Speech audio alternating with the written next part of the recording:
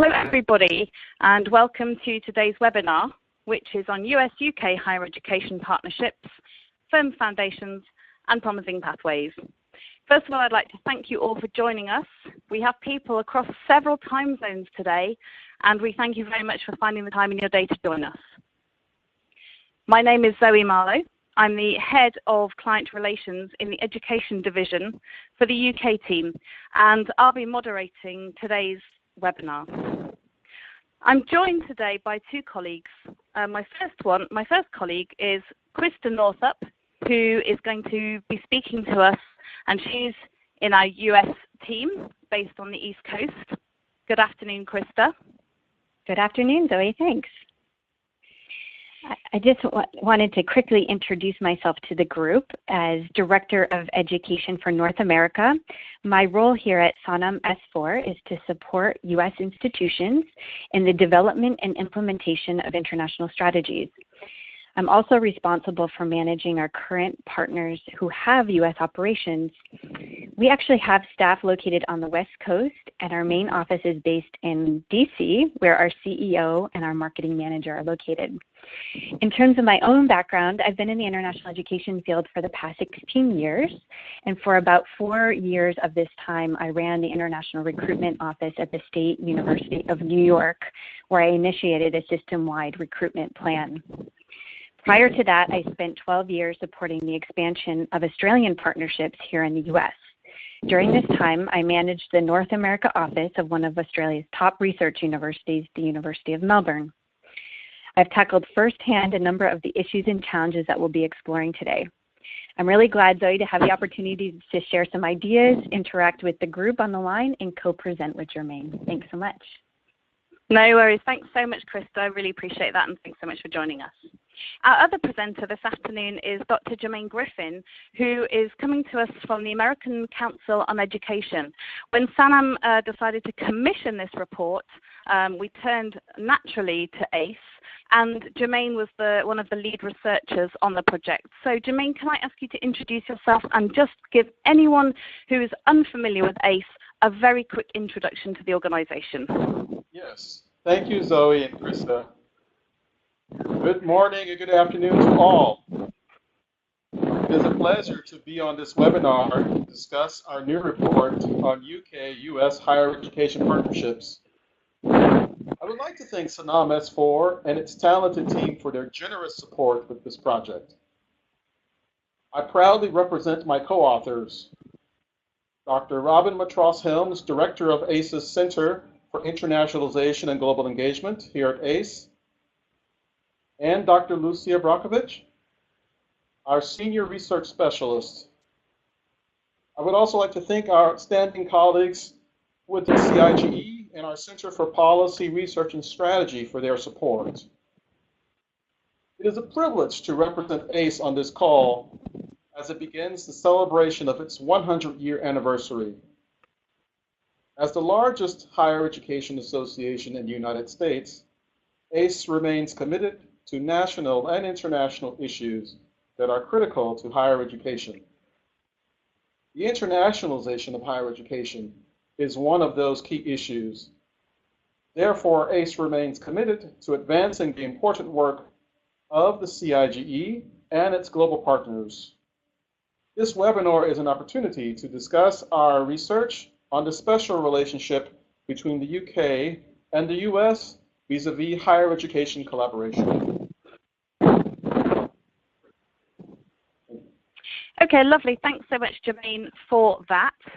So I guess the first thing is really we're going to be walking through the key findings of the report in due course. But I guess, first of all, just a quick word on the background of the context on why we decided to commission the report. I think from a UK perspective, and as someone who started my career in study abroad, I've really felt that there's been a long and generally positive relationship between the US and the UK, and this comes out in the report as well, which serves as a basis for strong academic ties. After all, when you look at the numbers, the US is the third most popular destination for UK students going abroad after France and Spain, and about 12% of UK students go. I guess from an institutional perspective, a lot of what we think of when we think of the US is rooted in study abroad. But in fact, here in the UK, only 3% of UK undergraduates actually had a period of time abroad studying in the most recent available figures. So there is a sense when I speak to colleagues here, and we have a perfect mix of US and UK colleagues on the call today, there is a sense that we probably could be somehow doing better, and that perhaps we started to take the US a bit for granted. And I guess that's particularly the case because we feel warmly predisposed to the US for its similarities and culture. And of course, for those of us trying to manage diverse student groups on our campuses, we're constantly trying to think of diversity and bringing different perspectives to bear.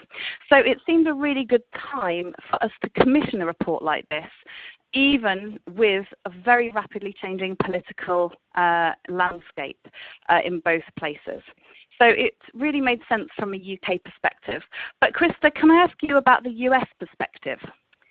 I think, Zoe, from the U.S. perspective, the UK is a pivotal country in terms of the roots of study abroad and certainly student volume for traditional study abroad and exchange mobility. And using those terms, study abroad and exchange, we are talking specifically about short-term non-degree students. And strikingly, the 2016 IIE Open Doors data reports 38,189 U.S. students on study abroad and exchange programs. So that puts the UK in the top spot, the #1 destination for study abroad, a position that the UK has held for at least the past 2 decades. From a U.S. perspective, there is no doubt that the UK continues to appeal, interest, and enchant U.S. students. But what is it about the UK that does appeal, attract, and enchant us? And are those ideals something that we as educators on both sides of the pond can influence? Is the current political environment creating other influencers and influences that change this trend? So these are the important questions, I think, from a U.S. perspective, and something that the report touches on, and certainly some of the takeaways apply today. Great. Well, I think the report certainly serves as a fantastic starting point, and hopefully we'll get a bit more of a dive into the findings shortly. But just before we get to that, Jermaine, can you just give us a very quick summary of how you went about researching the report for us? Sure, Zoe. We gathered information for the inventory portion of the study through an analysis of websites from institutions in both countries, as well as through information provided by contacts at colleges, universities, and organizations. Our aim was to reach a critical mass of collaborations that allowed us to identify patterns and trends. We also gathered data from interviews with institutional leaders from a delegation of UK representatives who attended ACE's annual meeting in March 2017. These discussions contributed significantly to the challenges, opportunities, and good practices section of our report. Yeah, and actually that delegation that you refer to, what was great about it was that it was a very balanced delegation in representing all parts of the UK sector. So as you researched and wrote up the report, were there any surprises in what you discovered? Yes, actually quite a few. Through our research, we've learned of several differences between the 2 higher education systems, including the sheer number of institutions. The UK has about 170 institutions, while the US has more than 4,000 colleges and universities. Another difference is in the academic structures of institutions. For most institutions in the UK, with the exception of Scotland, undergraduate programs are structured for degree completion in 3 years, which implies an earlier focus on courses in one's major. One important difference noted by UK institution representatives was the significant cultural differences within the US that can make anticipating cultural issues difficult at times. Some key distinctions were made between the coastal US versus non-coastal US, as well as the difference between cities and rural areas. While there are some cultural and linguistic commonalities between the countries, there are subtle variations with interpersonal communication, classroom conduct, and broader social and professional norms that can be learning opportunities for UK-US partners. Another interesting outcome from the report that surprised us was the volume of exchange partnerships that existed between UK institutions and non-coastal US institutions. Nearly 300 of the exchanges involved US institutions located in states that are away from the coast. Institutions in the state of Texas only accounted for 30 of these exchanges. We found a healthy number of exchanges in states such as Indiana, Illinois, and Wisconsin. What we learned was that there are models for developing partnerships with institutions in mainland USA. And when you say mainland, you mean sort of the middle between the coasts and the Midwest area? Yes, absolutely. I'm speaking of the areas that cover from Ohio, Kentucky, West Virginia, all the way out to the Mountain Rockies.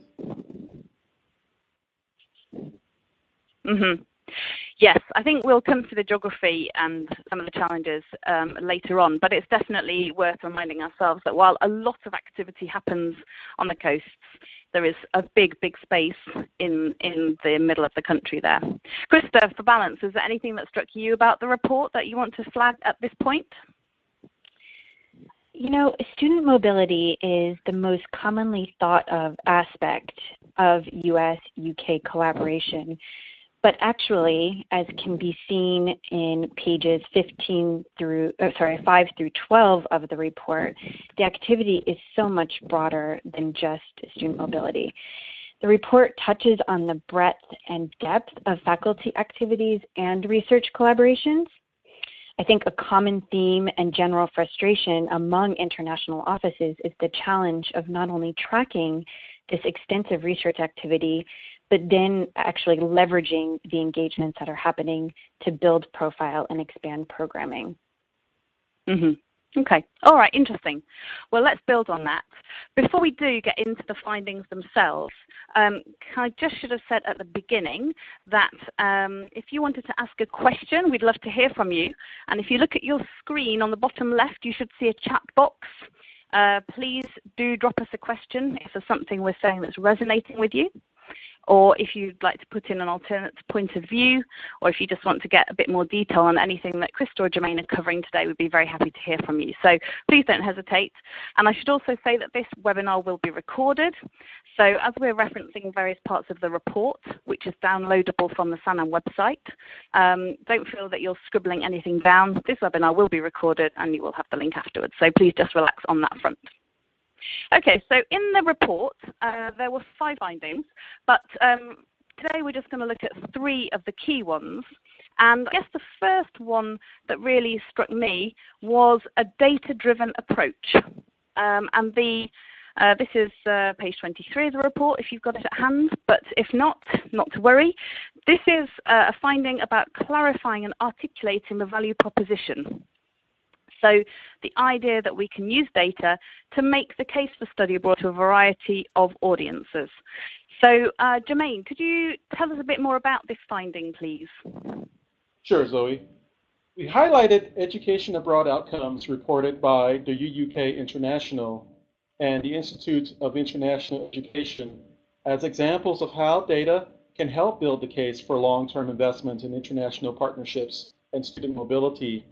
The British Council also contributed research on positive outcomes of student mobility. A key finding from their 2012 report, A Competitive Edge Value of an International Degree, cited nearly 3/4 of US and Canadian employers considering a UK degree to be of equal or better quality than degrees in North America. It is important to also stress that faculty can have significant impact in this area through their research. A point of connection between UK and US researchers can be the need for research productivity. More discipline-focused collaborations between faculty across the Atlantic can be a way to build more interest in research partnerships between individual scholars and research centers. We believe the proliferation of faculty-driven research collaboration can add immense value to the UK-US higher education partnership activity.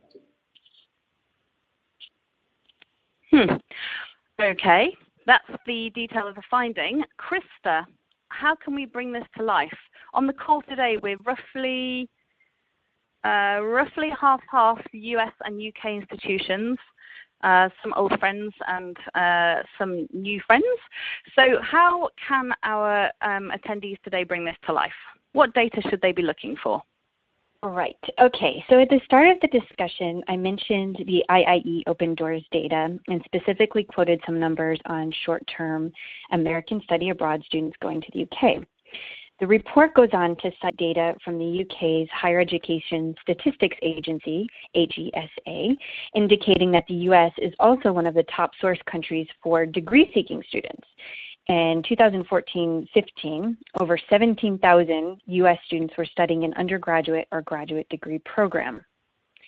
Open Doors and HESA are useful data sources for universities in tracking data, and I also think that in tracking macro data such as this, it's interesting and very useful to compare country trends.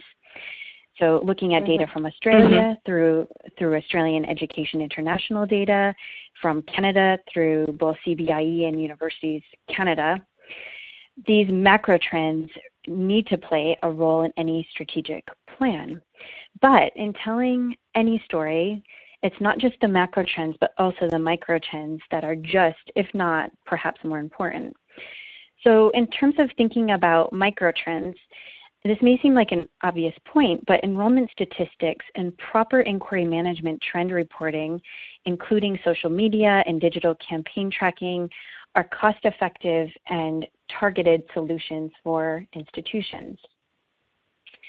In my time here at Sanlam S4, we have talked to a number of UK universities looking to grow their American student numbers. American students, as we all know, are sophisticated, web-savvy consumers.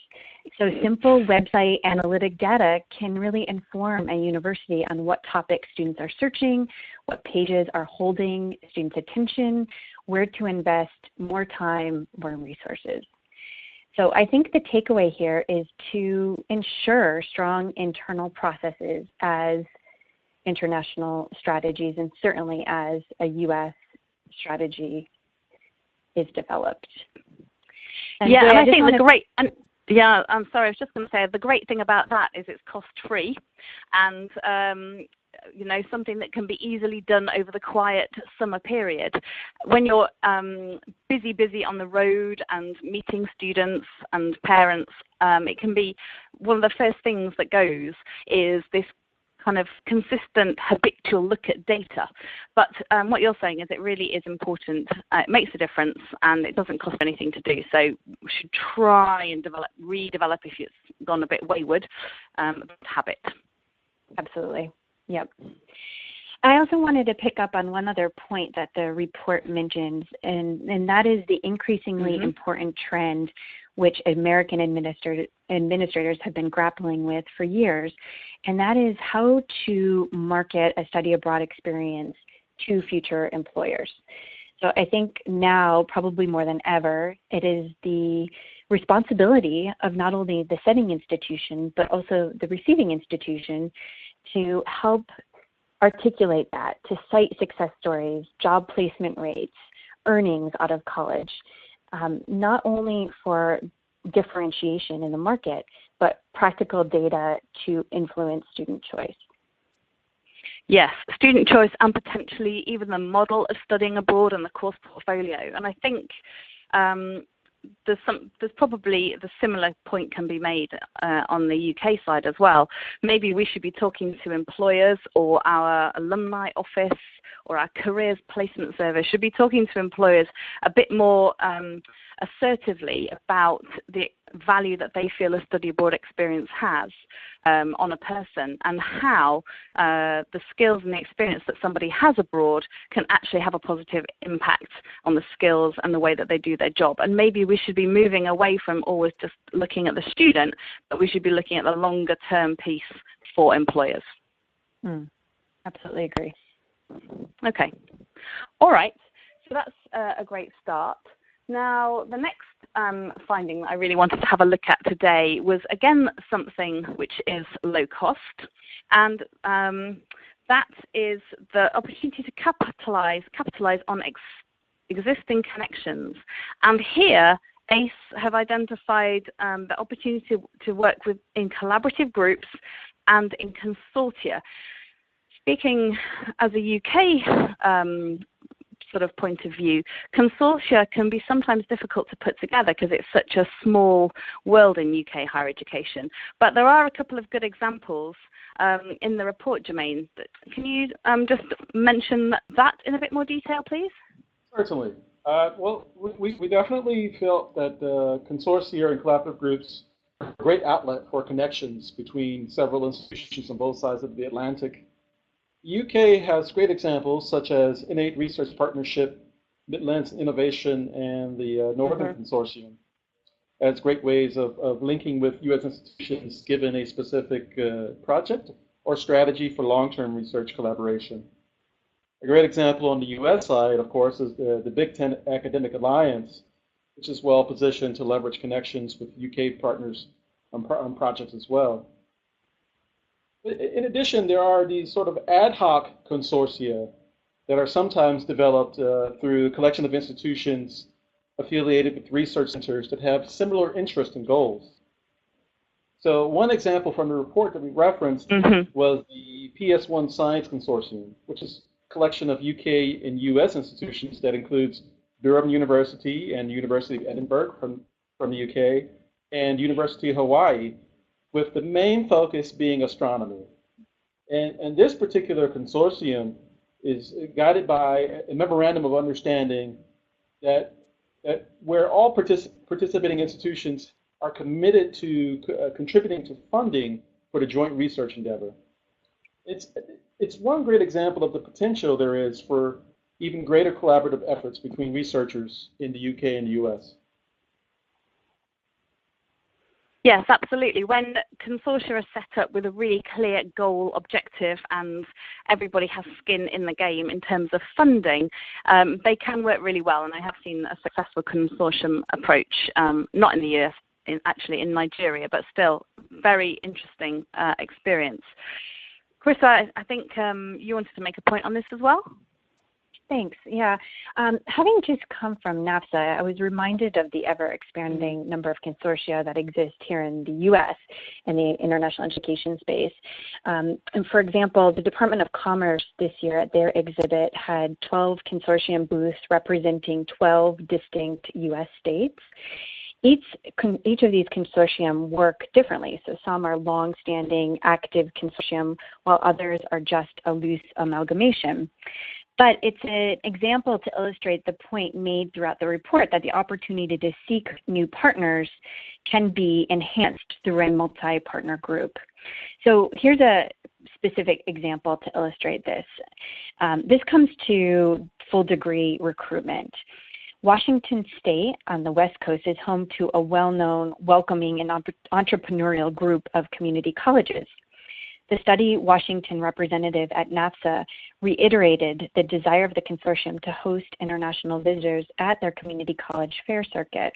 A visiting overseas institution, in this case perhaps a UK university, could find this to be quite a helpful starting point in that the consortium would be valuable as a place to meet multiple community colleges in a contained geographic area.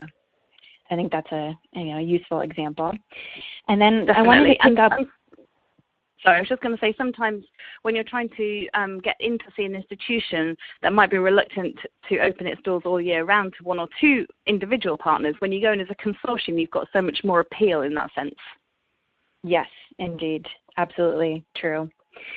Jermaine mentioned the Big Ten Academic Alliance and this is also one highlighted in the report. And I was actually looking a little bit closer at the activity, and surprisingly, this is a consortium that is working hard on international endeavors and outreach, but the activity with the UK is actually quite small. So a handful of the universities in the Big Ten group, which is actually made up of 14 universities, have official formal partnerships with UK universities, but a number don't, or their partnerships are quite small. So looking at these groupings and leveraging, in this case, what is a big research-driven group of universities across the United States could really lead to some potential opportunities. Interesting. What about the geography, though? Do you feel there's a geographical element to a consortium approach? I mean, I guess you can cover more ground.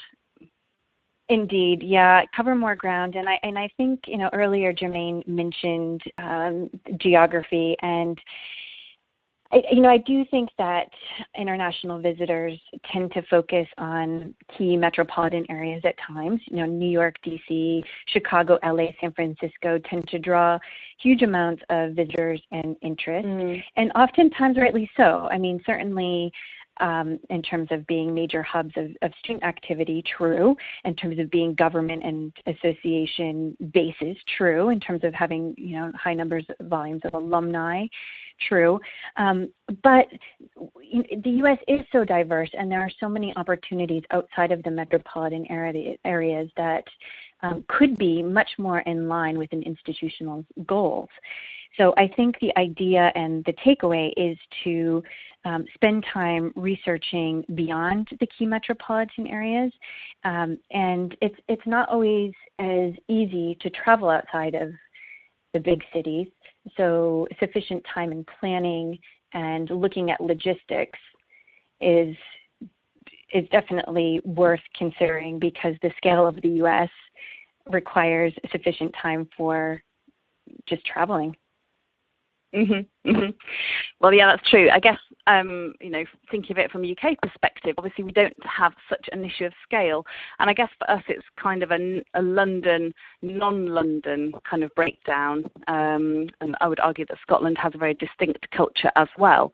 But certainly for US institutions looking to build out connections in the UK, there's a lot to be said for getting outside the capital, which has an identity all of its own, but is arguably not necessarily representative of the whole country. And by going out to a big city outside London, students will have an experience which really allows them to get under the skin of British culture and to really understand a British kind of psyche in a way that's probably a bit harder to do in a big city like London. So that would be just a thought on that front. Got a couple of questions coming in here. Thank you very much. And just a reminder that the chat box there in the bottom left-hand corner is available for you if you wanted to drop us a line. Please do that. Okay. The last thing that we're going to look at today in terms of findings from the report is the need to develop innovative models for engaging students. The example which is in the report is an example which is between Boston University and Lancaster University, which is my alma mater. And together, they launched the Accra Global Health Programme, which is a 6-week summer term programme for undergraduates. And it takes place at Lancaster's Ghana campus in Accra. What I love about this is that it's fantastically academically interesting. The students from Boston and Lancaster are taught by Boston and Lancaster faculty, but also that it is much more holistic and gets beyond just the syllabus into some of the social determinants of health, beyond the pure lab-based elements. And so consequently, this naturally leads those students to a health sciences internship, and that can really open people's eyes and see firsthand how health strategies are implemented on the ground. And another really nice element of this program is that both those groups, the Boston and the Lancaster students, get a chance to really interact with the Ghana students on the Lancaster campus too. So I love that example because it ticks so many boxes for me. But Krista, what was your take on that or other innovative models? I agree, Zoe. This one is it's just such a great example because students are increasingly looking at how a short-term experience fits with their overall academic program and their long-term career aspirations. So the example that you've mentioned is ideal because it illustrates the innovative intersection, I think, of academic relevance, international engagement, and practical application. Absolutely. There's so much in that program for participants to talk about in subsequent either course applications for grad school or employment interviews. Jermaine, do you want to add anything to this, just while I'm feeling very proud of Lancaster and Boston? Certainly. Thank you, Zoe and Krista. I agree with all of your comments, and I just want to add just a general thought that, the UK, the US higher education partnerships have a unique advantage of leveraging alumni networks on both sides of the Atlantic in ways that can create dynamic education abroad opportunities involving perhaps internships or practica that can add immense value to the student's experience. I really think by tapping into successful alumni thriving in different types of industry, institutions have an opportunity to create niche programs for students in both countries that might entice students to give stronger consideration to spending a summer in London or a semester in Chicago or Milwaukee. Additionally, building such partnerships can also lead to industry partnerships that could potentially touch several areas of the institution.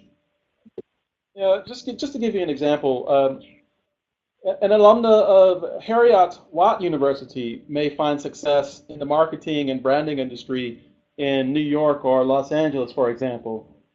Through this alumna, that institution may be able to develop internship opportunities for its marketing or arts and design students. And that alumna may also have contacts at an ideal counterpart institution in New York or in LA that might lead to the exploration of student exchange or faculty partnership. In addition, I think connections through alumna also create an opportunity to build out different types of initiatives that could touch different areas of the institution. I think exploring innovative models for engaging students can open up a door of possibilities for institutions that extends well beyond the traditional student mobility program.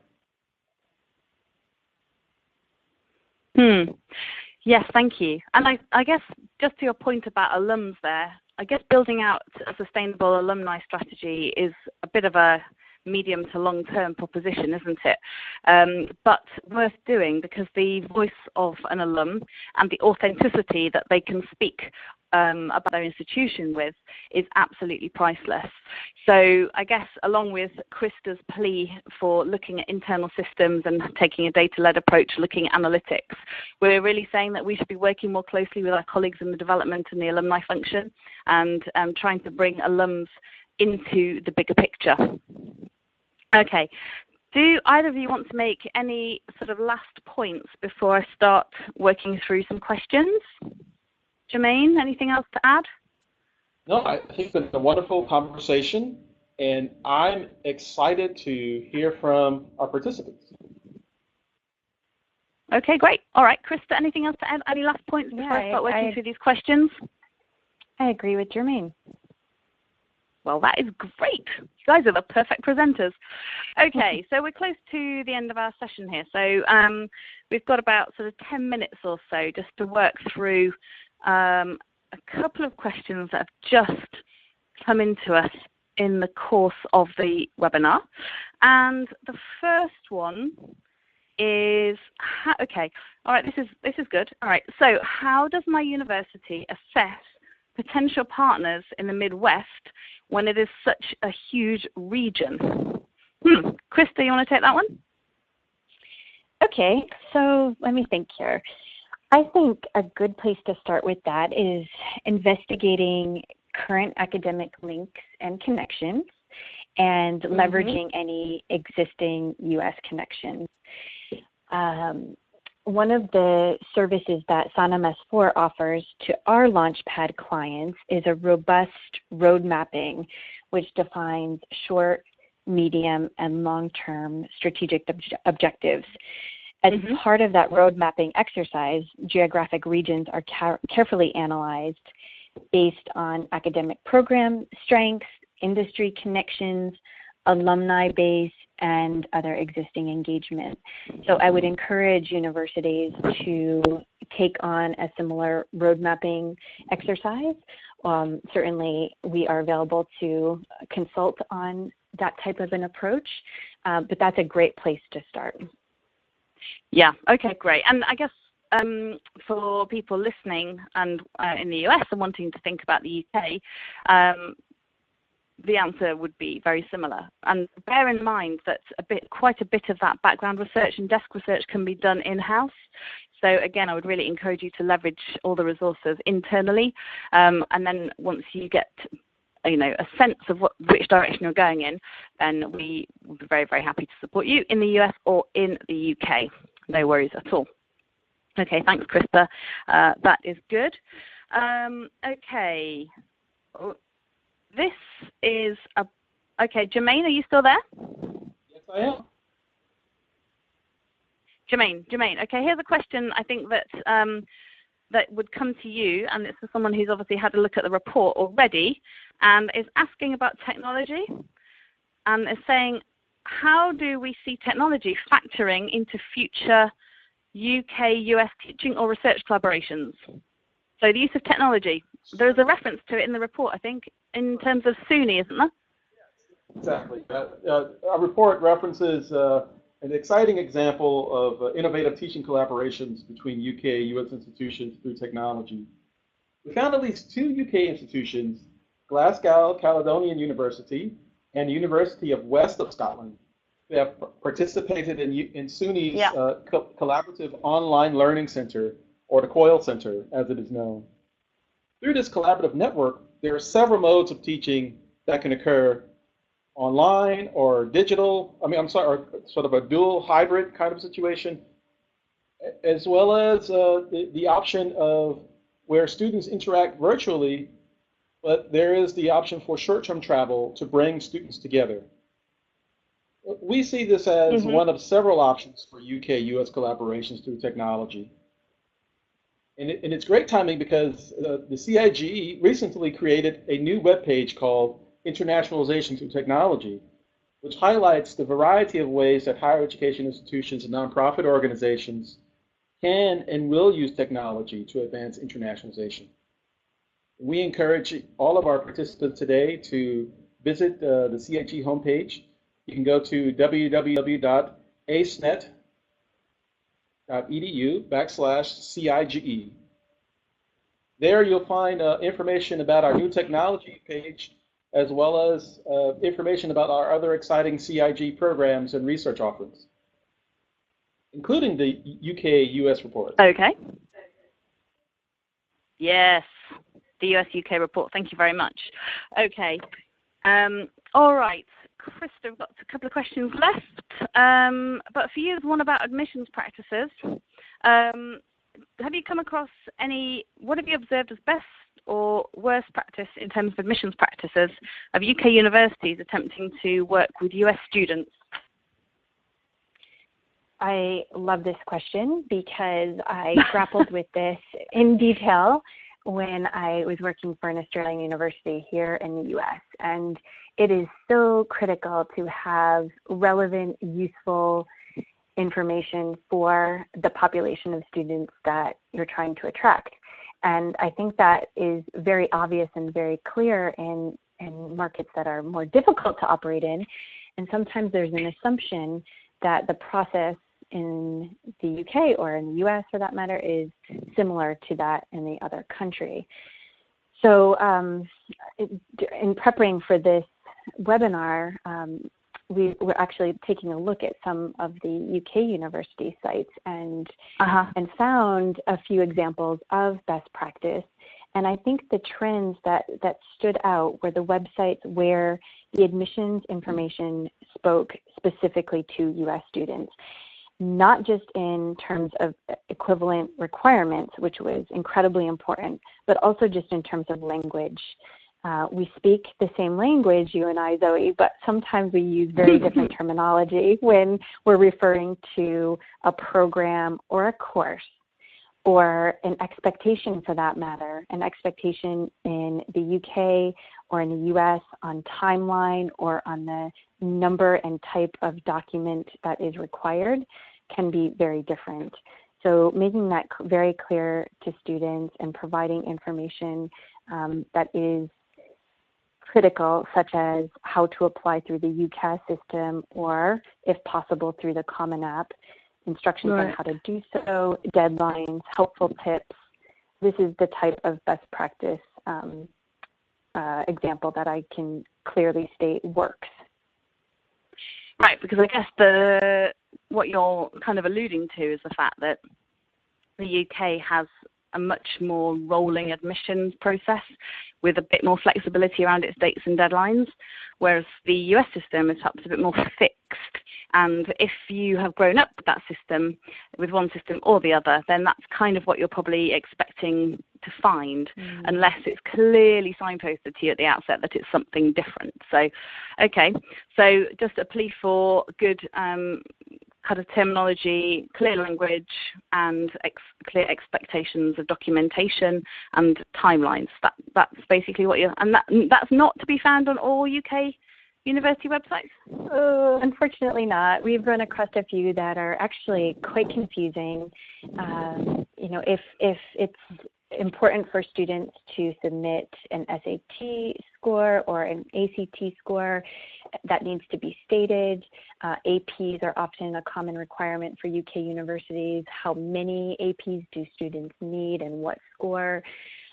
This type of information should be readily available, and oftentimes, unfortunately, it's not. So it just means that students have to jump through additional hoops and may ultimately decide not to apply. Okay, well, we definitely don't want to put any obstacles in anybody's way in either direction. We have probably just got time for one last question. It is true, the questioner is asking us, we focused a lot on exchange and mobility, but what is your perspective of the market for US-UK partnerships, joint degrees, articulation agreements, that kind of thing? Krista? I think there is definite scope. I mean, certainly one of the trends that came out in the report is that a lot of this is starting to happen, and the research collaborations in particular is something that's happened extensively. The report quotes a huge number of research collaborations already in the works, but I think what's been missed in some cases is to use the existing collaborations in research to leverage then further work between institutions. There's a term that was filtered throughout the report, priority partners. And I think more and more institutions are looking at focusing on a smaller number of focused partnerships rather than having a huge number of just signed MOUs. So I think there is a trend to start to work with select universities that match on a number of different areas, including the area of really trying to advance each other's international goals. Okay, perfect.